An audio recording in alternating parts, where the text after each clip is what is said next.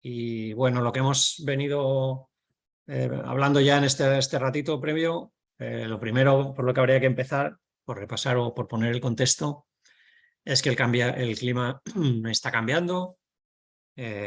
Los científicos del clima dicen últimamente que llevan 30 años intentando convencernos de que el clima está cambiando y que ya no les hace falta convencernos, que ya nos hemos convencido, por fin, porque ya es tan evidente que todos somos conscientes de que el clima cambia. El clima ha cambiado, está cambiando.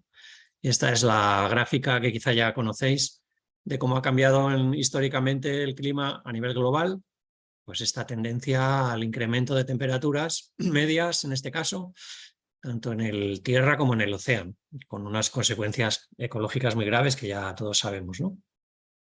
Esta es una gráfica global, pero si nos vamos al nivel local, seguramente podemos ver lo mismo en casi cualquier sitio en donde vivís. Seguramente que si descargáis los datos meteorológicos de la estación meteorológica más cercana y hacéis con un Excel una simple gráfica como esta, casi estoy seguro de que veréis algo así, ¿no? Este es el gráfico del aumento de la temperatura media en la ciudad de Madrid, pues que ha aumentado desde el año 1899, parece que pone aquí, 2,5 grados, un montón. Claro, en las ciudades el incremento de temperatura es más acusado que en las zonas rurales o naturales por el efecto de isla de las ciudades, pero en cualquier lugar que vayáis, este es otro ejemplo cualquiera, dos estaciones meteorológicas en un parque natural en Zaragoza, donde hicimos un estudio de un cambio climático hace unos años y donde vimos pues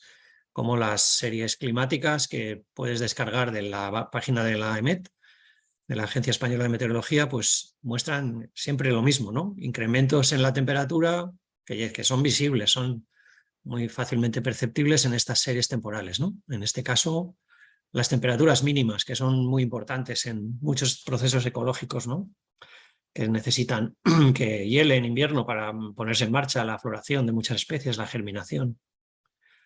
O el caso del Teide, donde también se ha visto cómo la temperatura se ha incrementado en las últimas décadas 1,5 grados de media.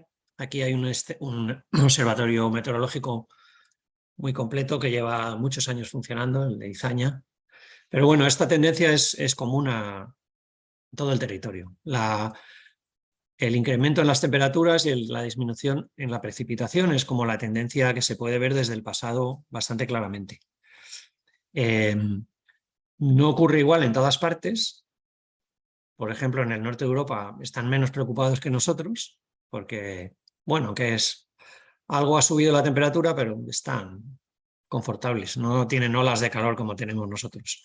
En el sur de Europa está siendo mucho más acusado. Entonces, como sabéis, por ejemplo, en los polos el cambio climático es más acelerado que en el Ecuador, en fin, que hay luego componentes locales que hacen que sea diferente.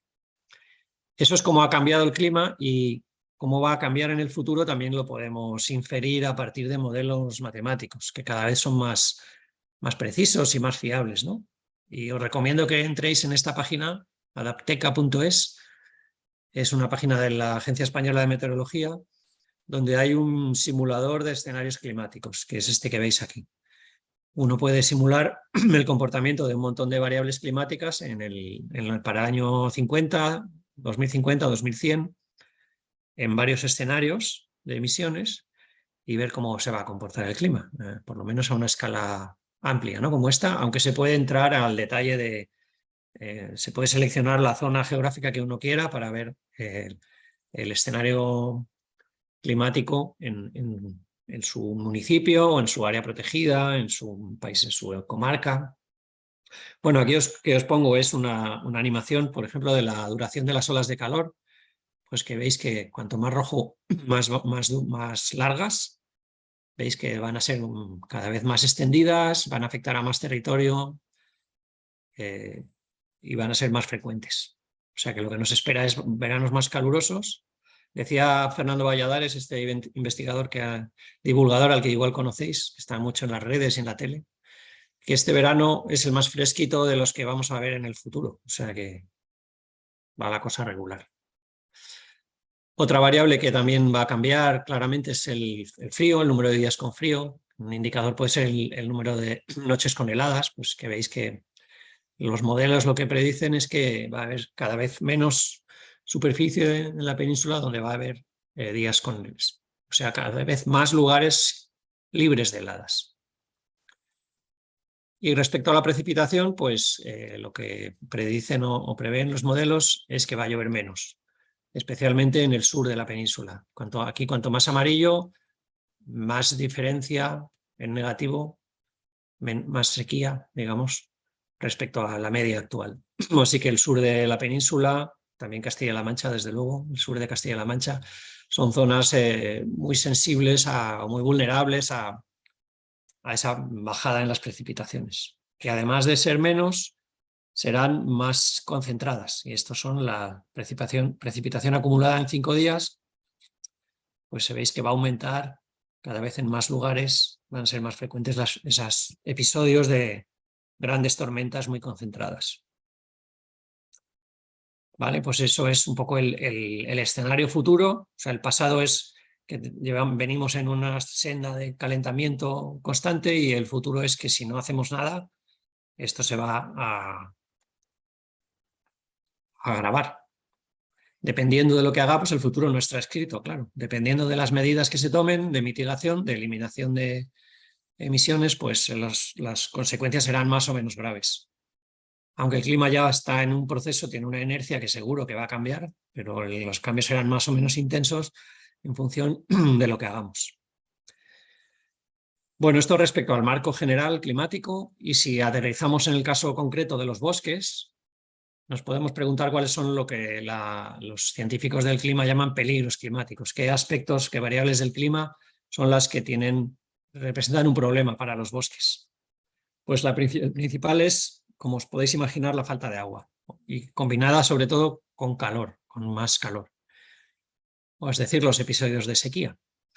Y aquí también os recomiendo este visor de sequía, se llama, es un visualizador de la Agencia Española de Meteorología también, que se puede consultar, y donde se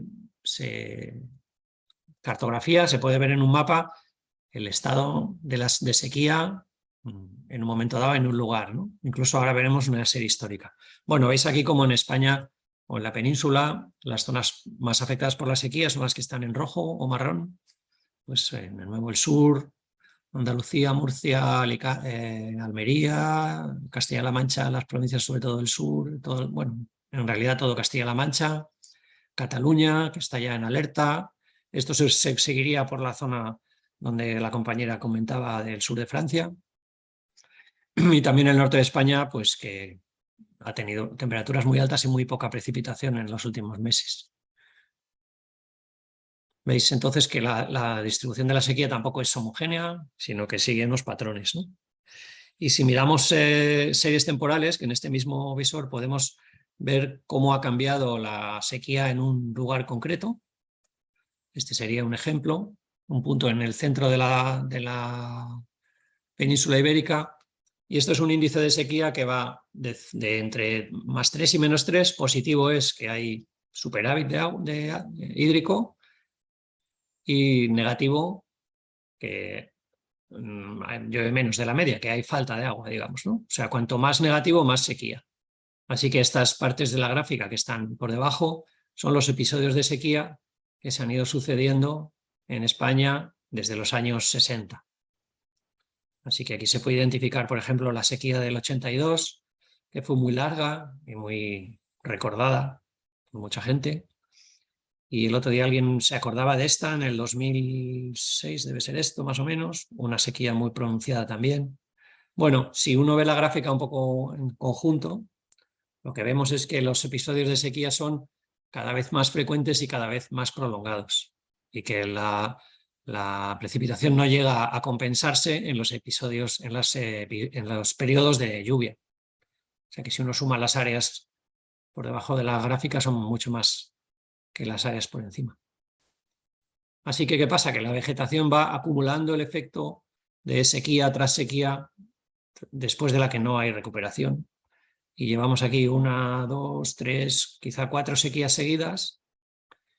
Y en este momento lo que se está empezando a ver es que en muchos lugares la vegetación empieza a colapsar súbitamente. Ahora veremos algún ejemplo, ¿no? Parece que los árboles o los bosques pueden recuperarse de una sequía, pero cuando ya llevan 4 o 5 seguidas, empiezan los problemas.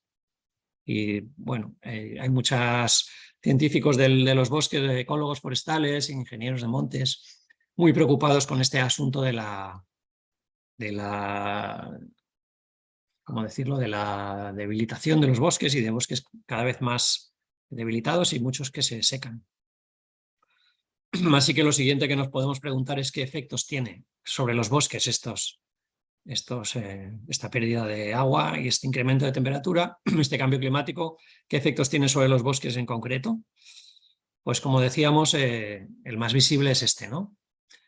Empezamos a ver lugares donde la vegetación directamente se seca. Y esto es un encinar en Cataluña, donde veis que muchos ejemplares pues, están muy afectados por la sequía. Otros no tanto. Se ve que aquí hay una mezcla de especies y luego hablaremos de eso, ¿no? De la importancia de tener mezclas de especies para que el bosque sea más resiliente a la sequía. Este ejemplo es en Zaragoza. A ver, creo que está por aquí abajo la leyenda. Perdonar. Sí, Salvatierra de Ska, en Zaragoza. Es un bosque mixto donde los pinos silvestres y los abetos este verano pasado se han secado todos de golpe. Veis que están aquí en pie, secos. Y el resto son hayas y robles, casi todo, y algún arce. Bueno, pues ahí veis los efectos que está teniendo esas sequías prolongadas y repetitivas. Afectan muchas veces más a los árboles más altos, como es el caso de los abetos y los pinos silvestres, que tienen que llevar el agua desde el suelo hasta las alturas muy superiores, ¿no? Hasta más de 20 metros, y entonces son más sensibles, más vulnerables a la sequía por eso, les cuesta más subir el agua hasta arriba. Esta es una foto de la zona que comentaba la compañera, en el sur de Francia, de un bosque de encinas con melojos que se han secado, son estos que están así más parduzcos. Esto es en Francia, similar, perdón, en Cataluña. Y esto es un bosque de Pinus pinaster con encinas. Y aquí lo que ha ocurrido este verano es que se han secado los pinos. Los veis aquí en pie, muchos muy debilitados y algunos ya secos. Aquí lo que está pasando es que el bosque está cambiando y lo que antes era un pinar con un sotobosque de encina, dentro de 50 años será un encinar. El cambio climático está forzando un cambio en la composición de especies del bosque. Es otro de los efectos que vemos, ¿no? Que los bosques van a cambiar. Lo que tenemos ahora y lo que tengamos dentro de 50 años no será lo mismo. También vemos cómo bosques se mueven, porque parece que están siempre en el mismo sitio, pero no es exactamente así. Los pinares de pino silvestre de la Sierra de Guadarrama, en Segovia, están subiendo en altitud, son estos de aquí. Estas zonas hace 50 años eran praderas sin pinos. La combinación de dos factores, de la extinción de la ganadería y el cambio climático, hace que estos pinos empiecen a subir, a subir, a subir y a colonizar alturas superiores, y en muchos lugares se ve como la vegetación está subiendo en altitud. Aquí tenemos otro ejemplo en el Montseny, en Girona, Parque Natural del Montseny, donde los hayedos desde los años 20 pues han ido colonizando superficies cada vez más altas hasta llegar hasta arriba de la montaña, en este caso. Este es un proceso muy común en todo el mundo de formaciones vegetales que suben en altitud como respuesta al cambio climático. Y finalmente, el otro gran efecto del cambio climático son los incendios. Aunque los incendios ya existían, antes de que empezáramos a hablar de cambio climático, obviamente, no son un efecto exclusivo del clima, pero sí del cambio climático, pero el cambio climático lo que hace es hacer más frecuentes las condiciones favorables para un gran incendio. Es decir, los días de mucha alta temperatura, muy baja humedad y viento. Y además la vegetación está mucho más seca debido a la falta de agua. Todo eso se conjuga para que cuando haya un incendio pues estos sean devastadores, con una intensidad nunca vista antes, muy difíciles, si no imposibles de extinguir, y un problema de primera magnitud, desde luego. Seguro que habéis tenido en Castilla-La Mancha este verano algún gran incendio del que os acordéis, ¿verdad? Bien, y se me olvidaba otro efecto colateral del cambio climático. De nuevo, no es estrictamente climático, pero sí agravado por el cambio climático, es los ataques de algunos insectos que comen la madera, de escolítidos. La mejora de las condiciones climáticas desde el punto de vista de estos escarabajos hace que sean más activos, tengan a veces más descendencia, por ejemplo, la procesionaria pueda tener actividad todo el año y afecte a masas cada vez más extensas. Y este es el ejemplo de lo que ha ocurrido en el centro de Europa, en Austria, en la República Checa, en Alemania, donde se han afectado miles y miles de hectáreas por ataques de insectos perforadores.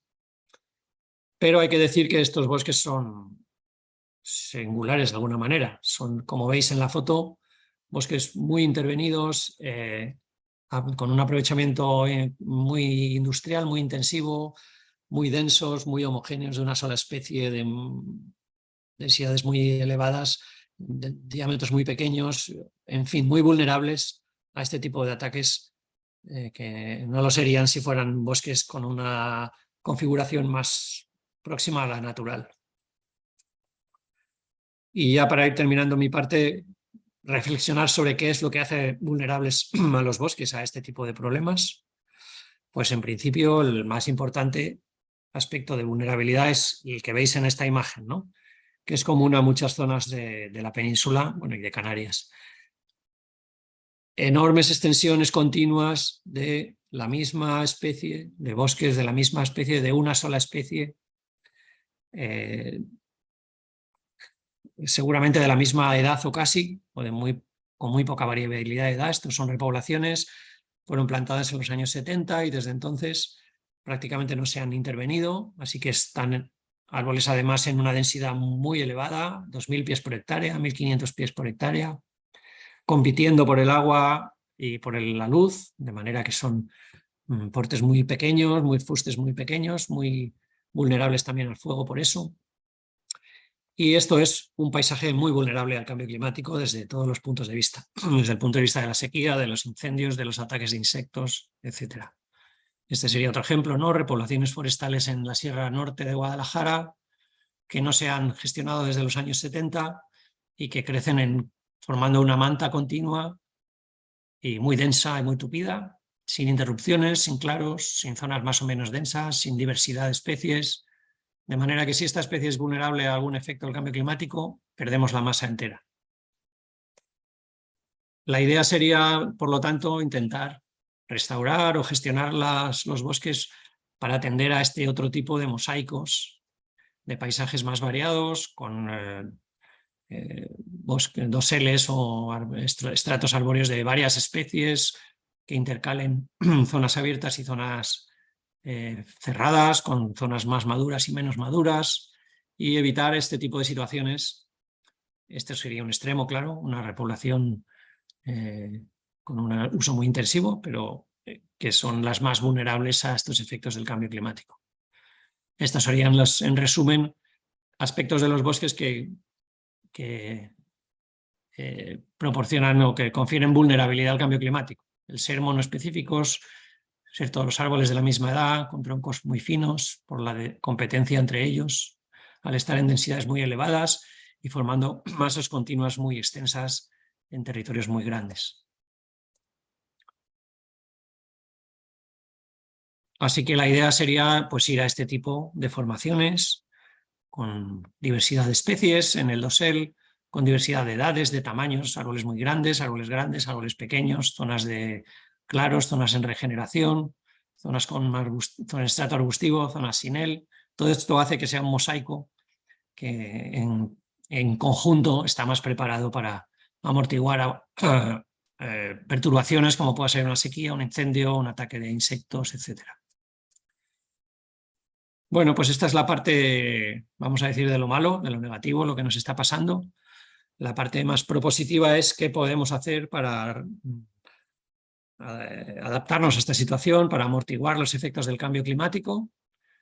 Y el hecho es que se pueden hacer muchas cosas que os va a contar Diego a continuación. Diego, ¿estás por ahí? Sí, aquí estoy. Hola, buenos días. Había antes una mano alzada. No sé si Perdón, es queréis que hacer no alguna tengo... pregunta a José. Adelante. Hola, sí, era una pregunta sobre el comentario que hiciste de la altura de los árboles. O sea, normalmente eso, como norma general, los suele hacer más susceptibles a eventos de sequía. Sí, eso es O lo sea, que dice la literatura, sí. vale, vale, nada, era solo eso, era sí, es que no sabía si era concretamente la especie que mencionaste o como Las general. especies más adaptadas a la sequía suelen tener portes achaparrados, ser más bajitas, porque cuanto más alto tienes que subir el agua para llegar a las hojas, pues más probable es que esa columna de agua se rompa y se produzca lo que llaman embolismo, cuando entra agua en los vasos y entonces no llega el agua hasta las hojas y se secan. Y Vale, vale. entonces Es que sí, creía que era una cuestión única de la forma de las raíces, no, o sea, bueno, desconocía este todo hecho. interviene, pero la altura del árbol es uno de los factores que tiene que ver. Vale, gracias. ¿A ti? Bueno, si tenéis alguna pregunta más. Yo, bueno, simplemente empezar también recogiendo el guante de la pregunta de José. Si conocéis o habéis aplicado o habéis visto algún tipo de medida de adaptación de bosques al cambio climático en nuestros entornos más cotidianos. ¿Conocéis alguna experiencia?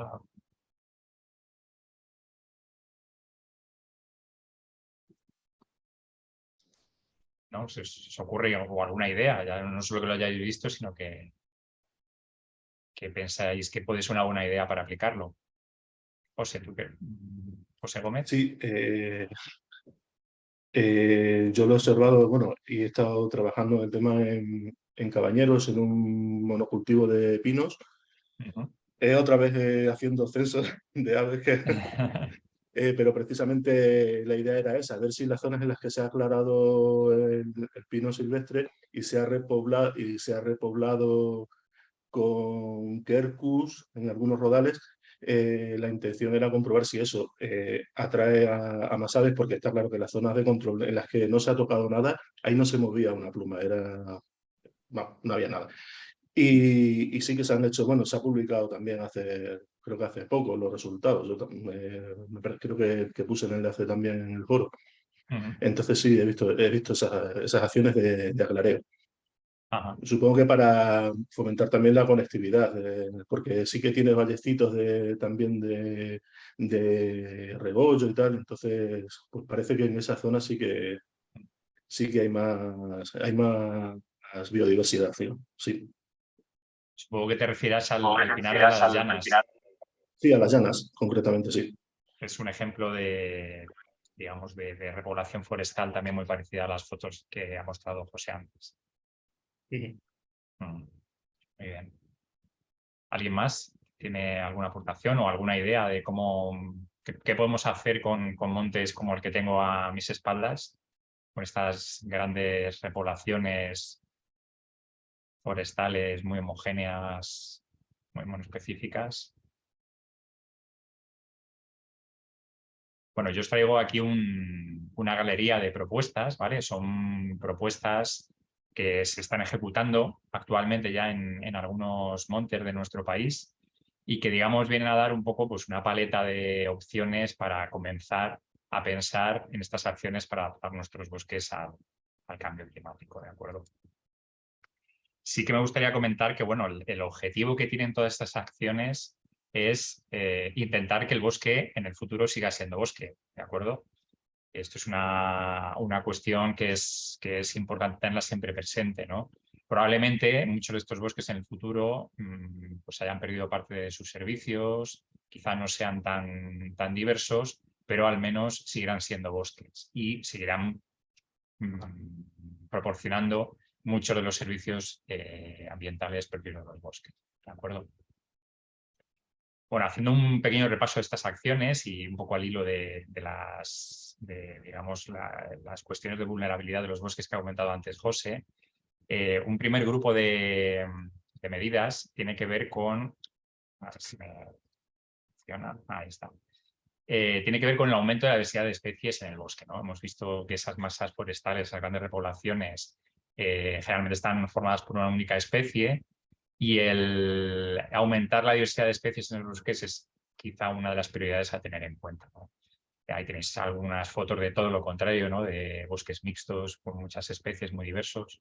¿Qué les va a conferir la diversidad de especies a estos bosques desde el punto de vista de la adaptación al cambio climático? Pues una diversidad de lo que los científicos han llamado rasgos funcionales. Es decir, hay que tener en cuenta que cada una de estas especies tiene una serie de ventajas o inconvenientes de cara a nuevos escenarios climáticos, ¿no? Podemos encontrar especies pues, que por sus características tengan una profundidad de raíz más elevada, especies que ante determinadas plagas pues, sean más resistentes, especies que utilicen el agua de manera más óptima. Digamos que al tener esa diversidad de rasgos funcionales, la probabilidad de que en un futuro lo que tengamos allí siga siendo un bosque, lógicamente aumente, ¿no?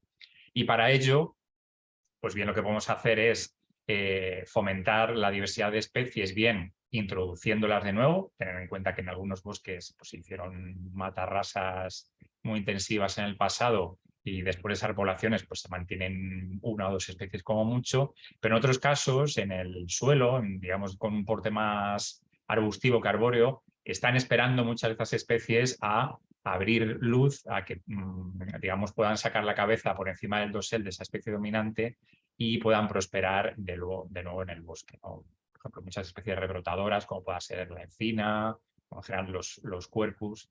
Pues, si paseamos por muchas de estas repoblaciones, vamos a encontrar como pequeñas encinitas, pequeños robles, intentan hacerse paso, y el abrir, clarear estos bosques para que reciban más luz y prosperen y aumente la diversidad del bosque es una de las cuestiones que podemos tener en cuenta, ¿de acuerdo?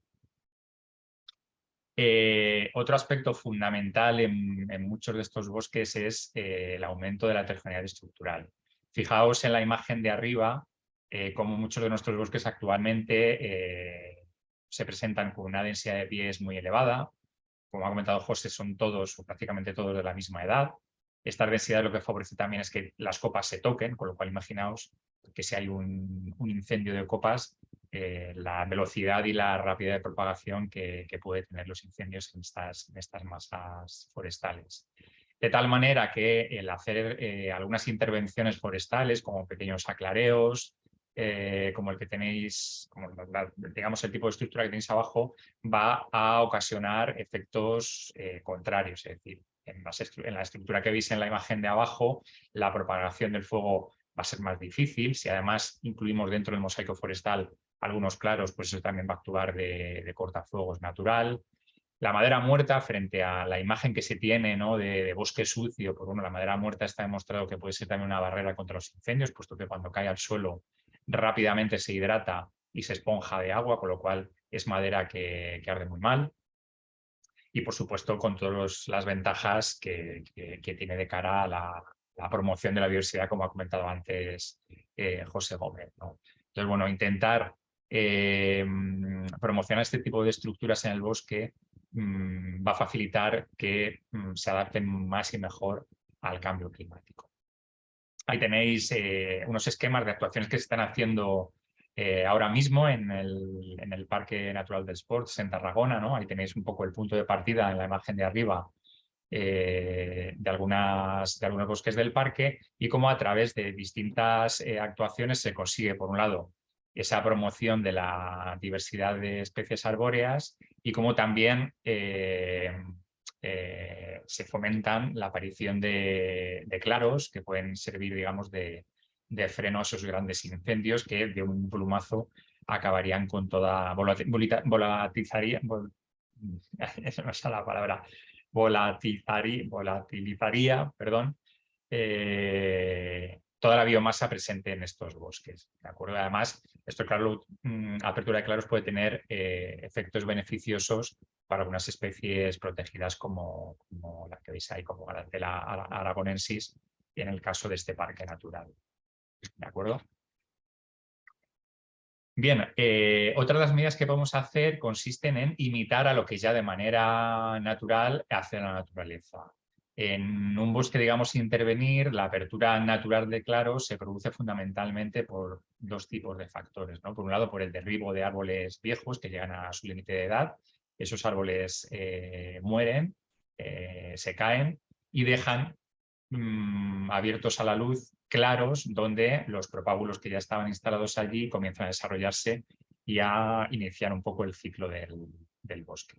Bien, para muchas de estas masas tan homogéneas que hemos visto, pues una solución puede ser favorecer la muerte artificial de algunos árboles que de manera natural produciría la naturaleza bien por golpes de viento o bien por derribos ocasionados por la nieve, por la acumulación de nieve. Esa puede ser una de las propuestas a hacer en alguno de estos bosques. Y la otra tiene que ver con los incendios de baja intensidad que también son muy comunes, sobre todo en el contexto mediterráneo, ¿de acuerdo?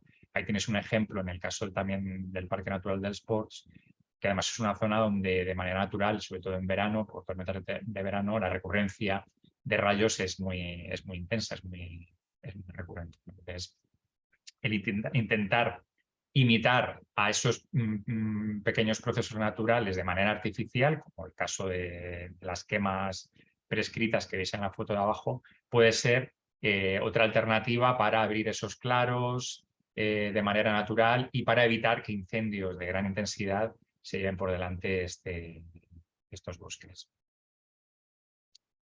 Bien, otra medida que se está comenzando a implantar ahora y que parte también recoge la Estrategia Europea de Biodiversidad es la identificación y protección de bosques maduros. Bueno, como sabéis, en el contexto mediterráneo no podemos hablar de bosques maduros, podemos hablar de pequeños rodales maduros que se encuentran en algunas zonas recónditas de nuestra geografía, pero es cierto que muchos de estos pequeños rodales o de estos pequeños bosques contemplan esa estructura ideal resiliente que nosotros buscamos de manera artificial con esas otras medidas que os enseñaba anteriormente, ¿no? Son bosques heterogéneos, son bosques con mucha diversidad de especies arbóreas, donde se alternan pequeños claros provocados por esos derribos de madera natural, con lo cual son un buen espejo para mirarnos y para intentar sacar de la naturaleza ejemplos que luego nosotros podamos aplicar artificialmente para acelerar en definitiva estos procesos en estos bosques más homogéneos, ¿de acuerdo? Así que también la conservación y estudio y seguimiento de estos rodales maduros nos aporta mucha información para luego aplicar en otro tipo de bosques. Un concepto muy interesante que se está empezando a incorporar ahora en la planificación es el de refugio climático, ¿vale? Tenemos dos grandes tipos de refugios climáticos. Por un lado tenemos los refugios de retención. Estos refugios serían zonas donde a través de los modelos de predicción climática detectamos que el clima no va a cambiar mucho, ¿de acuerdo? Las condiciones climáticas no va a cambiar mucho, con lo cual es de esperar que las especies allí presentes tampoco cambien mucho, por lo cual será interesante a la hora de establecer zonas de protección. Pero tan interesante como estos refugios de retención son los refugios de acogida, es decir, son zonas que precisamente por este cambio gradual del clima van a configurar zonas de acogida ideales con unas buenas condiciones para albergar estas especies que de manera natural y por los efectos del cambio climático intentan buscar zonas más idóneas para su supervivencia, ¿vale? Esto tiene unas implicaciones también para la gestión y conservación de áreas protegidas muy importante, porque tener en cuenta que áreas protegidas con unos límites actualmente definidos pueden cambiar en el futuro, precisamente por esos nuevos refugios de acogida que van a ir surgiendo a medida que el clima vaya cambiando, ¿de acuerdo? Hilando un poco también con esta idea de los refugios y de cómo las especies se mueven, intentan buscar zonas más idóneas para sobrevivir, está los temas de conectividad que seguro que conocéis bien. Es decir, de qué manera podemos analizar dónde están estas zonas núcleo, dónde van a estar estos refugios de acogida y cuáles son los caminos más idóneos para que estas especies puedan transitar hacia esos refugios de acogida, ¿no? Entonces, análisis de conectividad como el que veis ahí. Esto es un análisis de conectividad que se hizo para una serie de rodales maduros, precisamente en el norte de la provincia de León, y donde, a través de herramientas de sistemas de información geográfica, se establecieron los caminos más óptimos para que estas especies forestales puedan moverse y alcanzar otras zonas que puedan ser en un futuro más idóneas para su supervivencia. ¿De acuerdo? Bien, y con todas estas medidas, lo que perseguimos? Pues perseguimos una foto final como la que veis ahí, ¿no? Esos paisajes resilientes ante los efectos del cambio climático, donde podamos encontrar rodales más maduros, ¿no? Con una diversidad muy alta de especies, con zonas, alternando también con zonas de claros que hayamos podido promover a través de estas esquemas prescritas o a través de ese anillado de árboles, por ejemplo, donde además esos claros se puedan mantener de una manera natural, introduciendo algunos herbívoros que previamente no existían. Tener en cuenta que en muchas zonas, por el abandono de la ganadería tradicional, pues digamos no presentan fenómenos de herbivoría tan intensos como antiguamente, o hay algún herbívoro que cumplía esa función, algún herbívoro silvestre cumplía esa función y que en el pasado desapareció y que convendría a lo mejor reintroducir, etcétera, etcétera, ¿no? Sería un poco integrar todas esas medidas y conseguir, digamos, un paisaje resiliente como el que veis en el ejemplo. Y esto es un poco lo que os quería comentar, ¿no? También al hilo del foro que habíamos abierto esta semana, pues bueno, investigar en qué tipos de medidas de adaptación forestal se os ocurrían para promover en estos bosques que José antes os ha identificado. Así que no sé si tenéis alguna duda, alguna cuestión.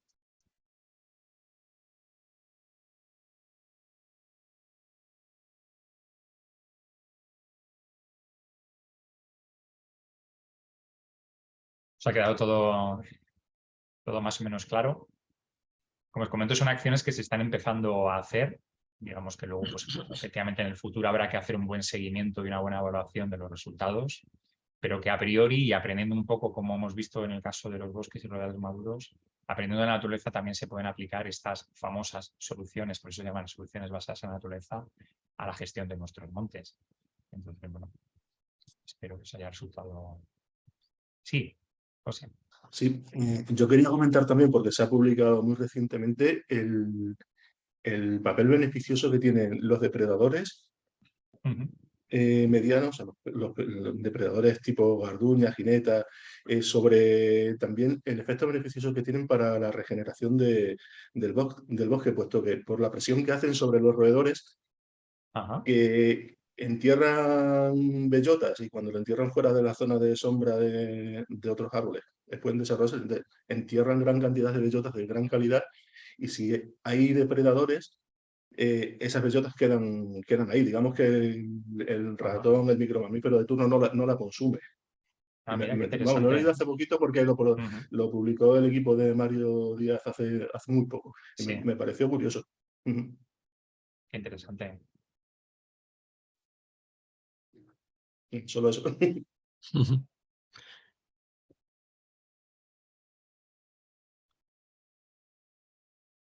¿Tenéis alguna pregunta más? En general, todo lo que sea incrementar la diversidad del sistema, ya sea de carnívoros, de herbívoros, de plantas, pues le hace más resiliente, ¿no? Y más capaz de resistir perturbaciones y de enfrentarse a condiciones diferentes. Así que, desde luego que es una cosa interesante, no la conocíamos. Bueno, si no tenéis ningún comentario, por favor, sentiros libres de intervenir en cualquier momento. Solamente para ir cerrando, poneros estas imágenes donde recapitulamos un poco lo que hemos comentado durante la sesión, ¿no? Los bosques van a sufrir los efectos del cambio climático, sobre todo las olas de calor y la falta de lluvias. Los bosques actuales son muy vulnerables a estos efectos. por su propia configuración, por el resultado de la gestión durante siglos. Y lo que deberíamos intentar es llevarlos a un estado más mejor adaptado, ¿no? O más capaz de adaptarse a nuevas condiciones, haciéndolos más diversos, más variados, más heterogéneos, no tan continuos, desde un punto de vista de paisaje, pues como estas imágenes, ¿no? Pasando de lo de arriba a lo de abajo, que es una masa mixta de hayas, abedules, pinos, en una repoblación donde se ha intervenido para favorecer a la mayor diversidad posible de especies. Esto hace que pues, haya muchas especies distintas haciendo distintas funciones. Si a esto le añadimos diversidad de fauna, pues mejor, y de líquenes y de hongos, etcétera. Eso hace que el sistema sea más resistente y más resiliente. A escala de paisaje lo podemos ver así, a escala de rodal, a escala sobre el terreno, pues así, ¿no?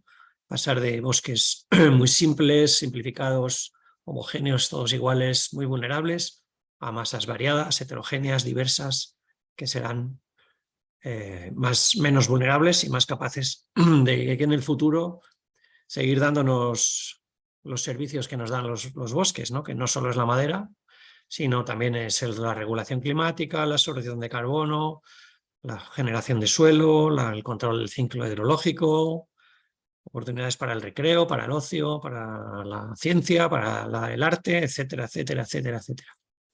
Así que lo que queremos es seguir teniendo bosques, aunque sean distintos, pero no desiertos. Perdón.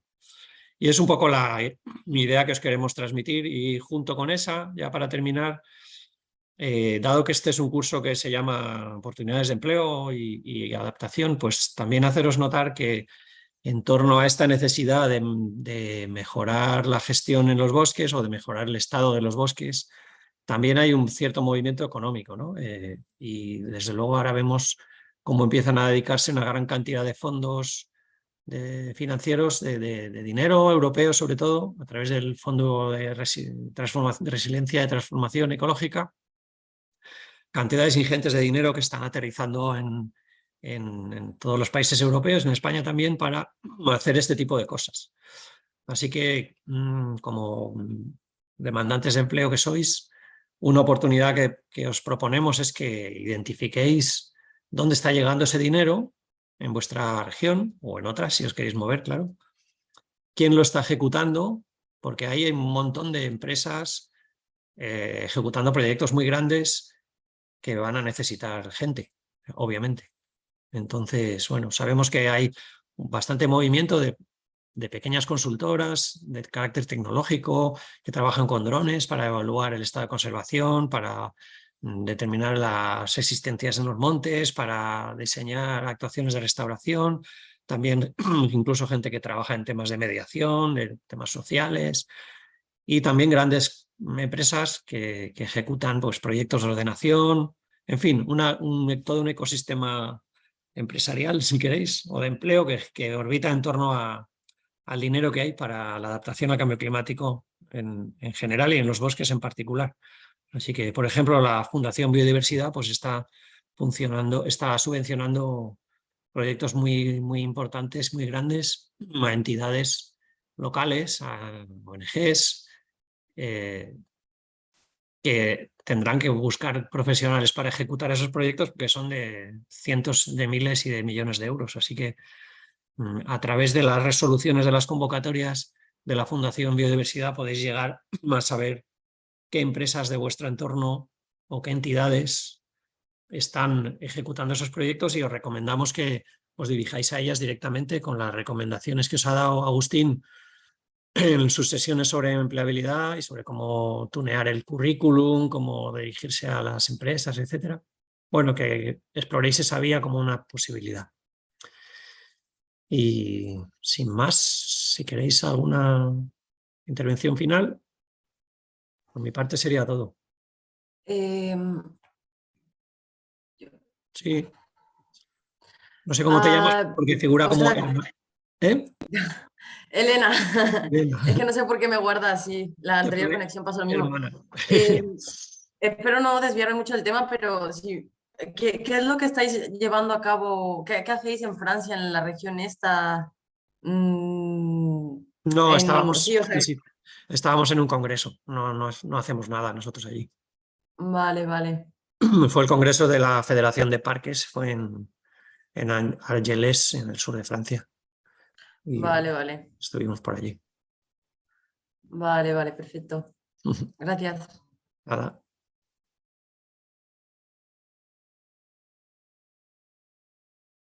Bueno, pues gracias a vosotras y a vosotros.